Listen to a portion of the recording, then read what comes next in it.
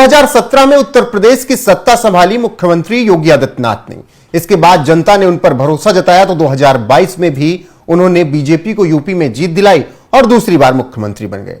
यही वजह है कि प्रधानमंत्री नरेंद्र मोदी ने एक नारा दिया, UP plus Yogi is equal to उपयोगी। अब ऐसे में सवाल है कि क्या योगी आदित्यनाथ यूपी के बाद दिल्ली और पूरे देश के लिए उपयोगी होने जा रहे हैं? क्या वो दिल्ली की जिम्मेदारी भविष्य में संभाल सकते हैं? क्योंकि राजनीतिक गलियारों में और जनता अक्सर कहती है कि प्रधानमंत्री नरेंद्र मोदी के बाद जिम्मेदारी बीजेपी की तरफ से योगी आदित्यनाथ को संभालनी चाहिए और बीजेपी आलाकमान को यह चीजें तय करनी चाहिए।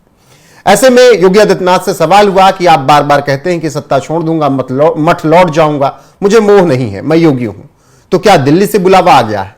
क्या आप यूपी छोड़ दिल्ली की कमान संभालने की तैयारी कर रहे हैं? तो इन सब सवालों का जवाब दिया है मुख्यमंत्री योगी आदित्यनाथ ने अपने हालिया इंटरव्यू में। उनसे सवाल किया गया कि क्या आप अब दिल्ली की तरफ रुख करने वाले हैं, तो उन्होंने क्या कुछ अपने जवाब में कहा है वो आपको सुनाते हैं। और आपने कहा कि अगर सत्ता चली भी जाए तो कोई बात नहीं। अब आपने ये 2-3 बारी कहा कि सत्ता चली जाएगी, त्याग देंगे। जब ऐसी बातें होती है तो फिर अटकलें लगाई जाती है कि शायद योगी जी दिल्ली की तरफ देख रहे हैं या फिर दिल्ली से न्योता आया है। देखिए, ये उदाहरण उन प्रसंगों को लेकर के होते हैं जहां पे विरासत को आगे बढ़ाने का एक जज्बा सामने आता है। सीएम योगी आदित्यनाथ ने सीधे कह दिया कि जहां पर विरासत को बढ़ाने का जज्बा सामने आता है वहां पर यह बातें तय होती हैं कि कौन बनेगा अगला अध्यक्ष, कौन बनेगा अगला प्रधानमंत्री, कौन बनेगा मुख्यमंत्री, क्योंकि वहां पर परिवारवाद चलता है। सीएम योगी का कहने का यह मतलब था कि बीजेपी में पहले से कुछ तय नहीं होता है। बीजेपी में कोई एक आम कार्यकर्ता भी बड़ी जिम्मेदारी संभाल सकता है। इसी इंटरव्यू में सीएम योगी आदित्यनाथ ने कहा कि मैं 2 बार उत्तर प्रदेश में सीएम रहा हूं, तीसरी बार भी जिताने का प्रयास पार्टी को होगा, बाकी जनता तय करेगी कि वो किसे जिताते हैं और उसके बाद पार्टी तय करेगी कौन मुख्यमंत्री होता है, क्योंकि ये बीजेपी है। यहां पर कोई सामान्य कार्यकर्ता भी मुख्यमंत्री, प्रधानमंत्री और बड़ा पद संभाल सकता है। ऐसे में सीएम योगी से जब पूछा गया क्या दिल्ली से बुलावा आया है इसीलिए आप कह रहे हैं कि मैं सत्ता छोड़ दूंगा, तो सीएम योगी ने कहा कि ये सब वहां चीजें तय होती हैं जहां पर परिवारवाद है। यानी उन्होंने एक तरह से कांग्रेस पर निशाना साधा, क्योंकि सबको पता है कि अगर कांग्रेस कभी सत्ता में आई तो फिर गांधी परिवार से ही कोई प्रधानमंत्री होगा, वो चाहे राहुल गांधी हो, प्रियंका गांधी हो। अगर कभी कोई और पार्टी जीतती है तो उस परिवार से यूपी में मुख्यमंत्री बन जाते हैं या बिहार में मुख्यमंत्री बन जाते हैं। बीजेपी एक ऐसी पार्टी है, सीएम योगी का कहना है, जहां पर आम कार्यकर्ता भी मुख्यमंत्री बन जाता है। जैसे आपने छत्तीसगढ़ में देखा, जैसे आपने मध्य प्रदेश में देखा, जैसा आपने राजस्थान में देखा, उड़ीसा में देखा। हर जगह एक सामान्य कार्यकर्ता को बीजेपी ने सीएम पद दे दिया। तो सीएम योगी ने सीधे तौर पर कह दिया कि प्रधानमंत्री बनने, दिल्ली की जिम्मेदारी संभालने, यह मेरी जिम्मेदारी नहीं है कि मैं ये चीजें तय करूं। यह पार्टी आलाकमान तय करेगी, यह पार्टी का कोर मेंबर जो टीम होगी वो तय करेगी कौन आगे बढ़ेगा, किसको कौन सा पद मिलेगा। यहां पर कोई परिवारवाद नहीं है और ना ही यहां पर विरासत बढ़ाने का और विरासत को आगे ले जाने की कोई परंपरा है। जहां पर यह परंपराएं होती हैं वहां पर जज्बा दिखता है कि हां हम जीत लें तो प्रधानमंत्री बन जाए। तो सीएम योगी से जब सवाल किया गया कि दिल्ली से बुलावा आया है इसीलिए आप सत्ता छोड़ने की बात कर रहे हैं, तो उन्होंने यह जवाब दिया।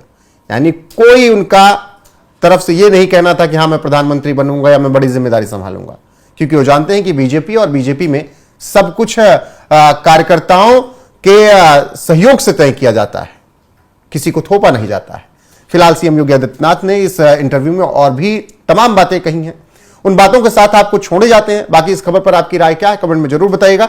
वीडियो को शेयर कीजिएगा, लाइक कीजिएगा, चैनल को सब्सक्राइब करना ना भूलिएगा। साथ ही क्या आप योगी आदित्यनाथ को प्रधानमंत्री देखना चाहते हैं, यह भी अपनी राय जरूर दीजिएगा। बने रहेगा हमारे साथ। नमस्कार। मुख्यमंत्री जी, उत्तर प्रदेश में लगातार 2 टर्म से आप चीफ मिनिस्टर रहे हैं और ये अपने आप में एक उपलब्धि है, उत्तर प्रदेश में कभी हुआ नहीं, और आप लॉन्गेस्ट सर्विंग चीफ मिनिस्टर भी हैं।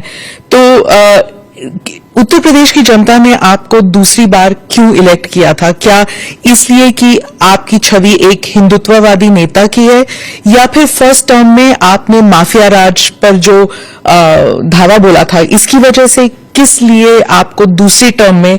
और क्या, एक और सवाल इस पे, क्या आप हैट्रिक के लिए ट्राई कर रहे हैं? आप देखिए, मैं रहा नहीं हूं, मैं वर्तमान में भी चीफ मिनिस्टर हूं और पिछले 8 वर्ष के अंदर अपनी पार्टी के नेतृत्व के कारण, पार्टी के और सहयोगी दलों के सभी नेताओं के सहयोग के कारण, भारतीय जनता पार्टी के एक कार्यकर्ता और अन्य सहयोगी संगठनों के सहयोग से जनता जनार्दन का जो आशीर्वाद हमें प्राप्त हुआ है, तो ये हमारी सरकार को पहली बार यह अवसर मिला है कि आजादी के बाद कोई मुख्यमंत्री 5 वर्षों तक लगातार काम करे और फिर से वह 2/3 मेजोरिटी के साथ दूसरी बार गवर्नमेंट बना ले। ये फर्स्ट टाइम हुआ था और यह भी उपलब्धि हमारे साथ जुड़ी थी। और पिछले 8 वर्ष से तो हम यहां सेवा कर ही रहे हैं, तो सेवा, सुरक्षा और सुशासन का जो मॉडल हमारी पार्टी का था, उसको प्रभावी ढंग से उत्तर प्रदेश में लागू करने के कारण आज जनता जनार्दन का व्यापक आशीर्वाद भारतीय जनता पार्टी के साथ में है, हमारे साथ में है। और लोकतंत्र में जनता जनार्दन का आशीर्वाद जिसके साथ में होगा